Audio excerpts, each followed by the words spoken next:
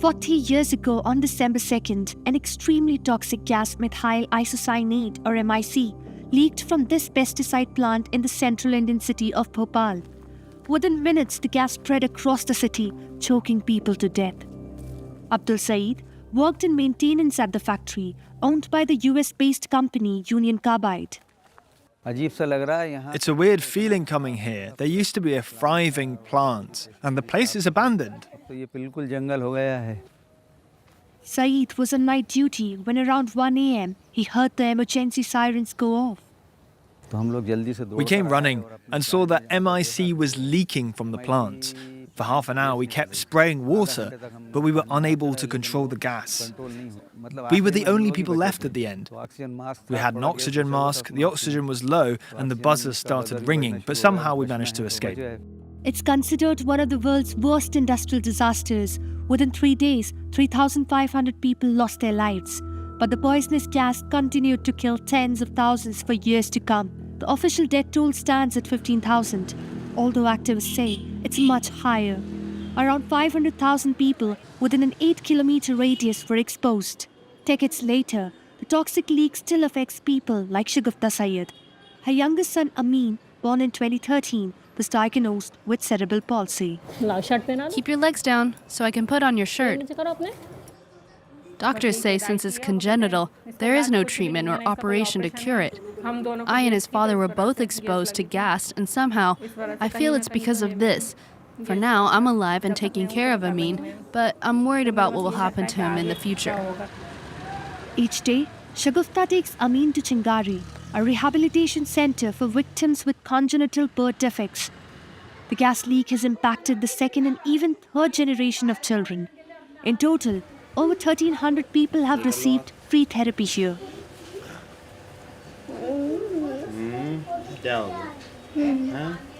ऐसे टंग वाली करना है ला एक बार और कर दे टंग वाली लाओ हाँ लाओ निकाले टंग Rashida B lost 4 members of her family in the incident.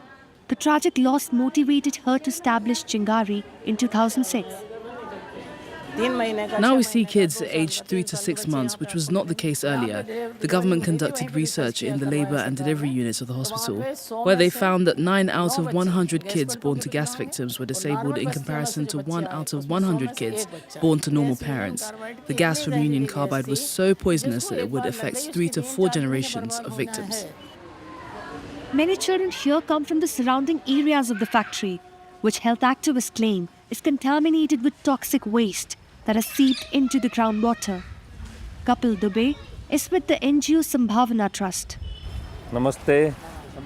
They conduct free medical checkups in the area. Heavy metals like nickel, as well as pesticides, which can cause cancer, have been identified in the contaminated water. Skin, stomach, menstruation issues, and deformities in kids. This is what we usually come across. This woman has a rare skin condition that Kapil thinks is from drinking the contaminated water for decades. We kept drinking the poisonous water. Because of this, I've faced a lot of issues. Body pain, vomiting, small knots on my skin. It all happened because of the water, and the pain in my stomach has been consistent. Currently, water contamination has affected nearly 50 neighborhoods. Since the accident, neither the company nor the government have taken the responsibility of cleaning up the toxic waste. Rashna Dhingra, a social activist, has been fighting for the rights of the gas victims and has called for the decontamination of the area since 2003. She takes us to the dumping ground of the factory. These were very badly built ponds. They were called solar evaporation ponds. The idea was that they would just dump all the toxic waste and everything would evaporate and nothing would leach. So when this plastic lining breached, which usually breaches, all the toxic waste started seeping into the groundwater.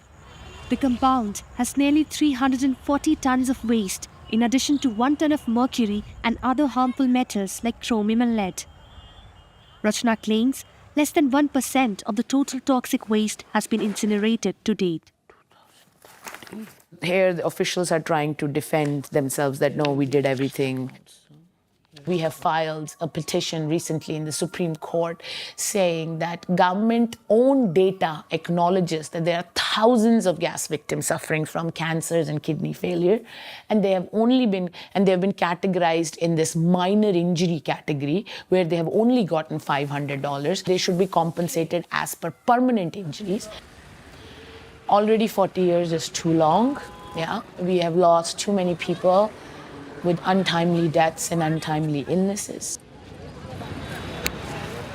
Rachna believes that a one-time payment is not enough to compensate for the hardship the people of Bhopal suffer each day.